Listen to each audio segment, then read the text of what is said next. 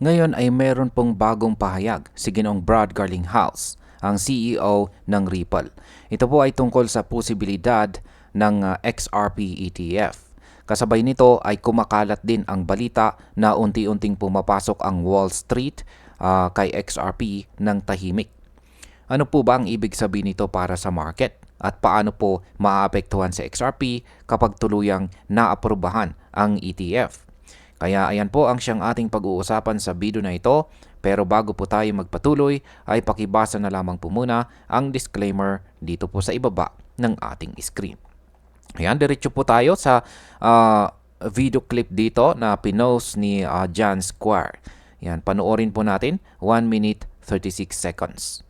Of having that spot ETF tied to XRP anytime soon, and what do you think it'll mean for the price of XRP? Look, I think we clearly are seeing ETFs have been popular. You know, the United States SEC was dragged kicking and screaming to approve the Bitcoin ETF in January. I think you've seen about $17 billion flow into that ETF. I think it's the fastest growing ETF in history. It's very clearly demonstrating there's demand from institutions, there's demand from retail to access this asset class. So the XRP interest has grown. You've seen 2 or 3 ETF filings happen around XRP.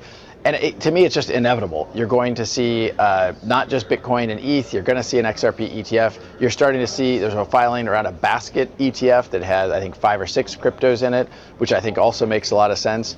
But it also is just part of the trend of more and more institutionalized participation in the crypto industry. So I think we're going to continue to see that. And I do think it creates upward pressure on the prices for many different cryptos, including XRP. The flows into the Bitcoin ETFs have been pretty remarkable. Not so remarkable have been flows into the ETH ETFs. What indication do you have, Brad, that there actually is demand for an XRP ETF? Well, I would disagree that there's not, that the ETH ETF, I think, has done exceptionally well. It hasn't done as well as Bitcoin, but if you look at the kind of market dominance of Bitcoin compared to ETH, the ratio is about the same in terms of the ETF participation. Obviously, the ETH ETF is newer. So I actually think the ETH ETF has done very well. At ayan, paliwanag po natin kung ano yung kanyang mga sinabi rito. Ayan.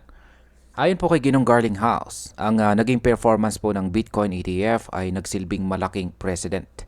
Sa loob po ng maikling panahon, umabot sa $17 billion ang pumasok sa Bitcoin ETF mula nang ito ay maaprubahan.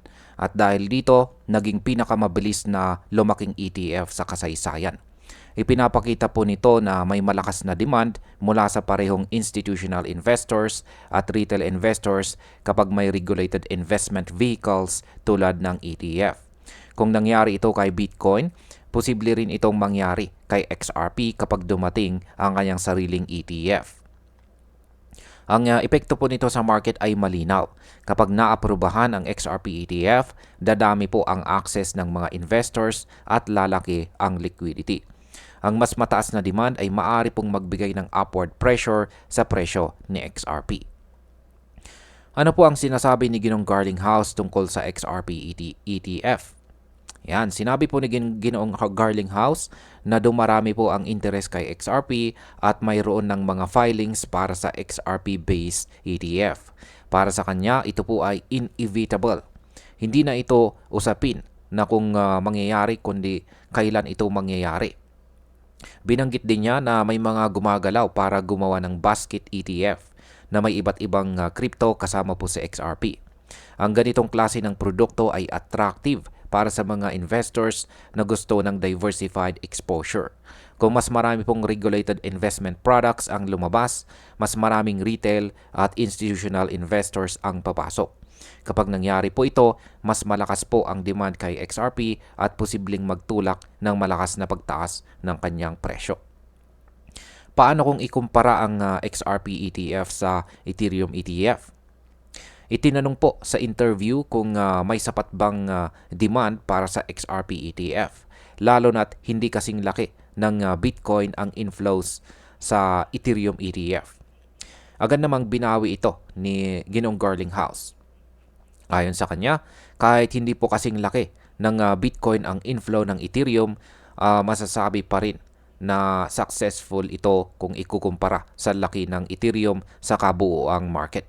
Ang ratio po na pumasok sa Ethereum ETF ay halos kapantay ng market dominance ni Ethereum. Dahil dito, naniniwala po si Ginong Garlinghouse na kapag naaprubahan ang XRP ETF, makakakita rin ito ng magandang performance.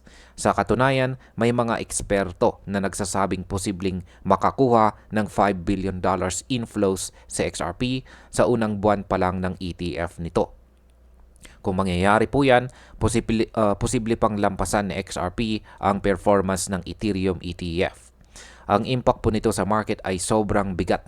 Isang malakas na inflow ng pera sa maikling panahon ay kayang magtulak ng presyo ng XRP pataas ng mabilis. Ano po ang ibig sabihin ng tahimik na galaw ng Wall Street? Isa pang malaking punto rin ang binanggit ni Ginoong John Square, yan dito po sa X. Ayan. Ayon sa kanya, ang Wall Street ay unti-unting naglo-load ng XRP ng tahimik. Kung totoo ito, malaking indikasyon na malapit na ang mas malakas na institutional demand. Ang involvement po ng malalaking financial institutions ay magdadagdag ng tiwala sa asset. Kapag mas malalim ang liquidity, mas magiging stable po ang market at mas mataas ang potensyal para kay XRP na tumaas ang kanyang presyo. Sa madaling salita, kapag nakapasok na po ang Wall Street ng buo, magbabago po ang dynamics ng market para kay XRP. Ano naman ang kabuuang epekto nito para kay XRP? Ayan, kung pagsasamahin po natin ang lahat ng puntong ito, malinaw po ang direksyon. Una, ang president ng Bitcoin ETF ay nagpapatunay na may matinding demand para sa regulated crypto products. Pangalawa, ang Ethereum ETF ay nagpapakita po na kahit hindi kasing laki ng Bitcoin, may sapat pa ring suporta. Pangatlo, si XRP po ay nasa eksaktong posisyon para maging susunod na malaking hakbang ng Wall Street. Kapag naaprubahan po ang XRP ETF, hindi lang retail investors ang papasok kundi pati malalaking institution. At kung tama po ang projections ng mga eksperto, posibleng pumasok ang $5 billion inflows sa unang buwan. Ang ganitong kalaking halaga ay hindi po biro at siguradong may malakas na epekto sa presyo. Bilang panghuli, makikita po natin na ang pahayag ni Ginoong Garlinghouse dito ay hindi lamang po haka-haka. Nakaangkla po ito sa nangyari kay Bitcoin at sa kasalukuyang galaw ng market. Kung tama po ang obserbasyon na unti-unting naglo-load ng XRP ang Wall Street, maaring nasa harap tayo ng isa sa pinakamalalaking pagbabago sa kasaysayan ng asset na ito. Sa madaling salita, kung tuluyang naaprubahan po ang XRP ETF, malaki po ang posibilidad na makita natin ang isang panibagong yugto ng kanyang kwento. Isang yugto kung saan hindi lang siya kinikilala bilang digital asset kundi bilang opisyal na parte ng regulated financial market. At ayan, hanggang dito na lamang po tayo sa video na ito mga ka-crypto. Marami pong salamat sa panonood. Ingat po tayo lagi at God bless po sa ating lahat.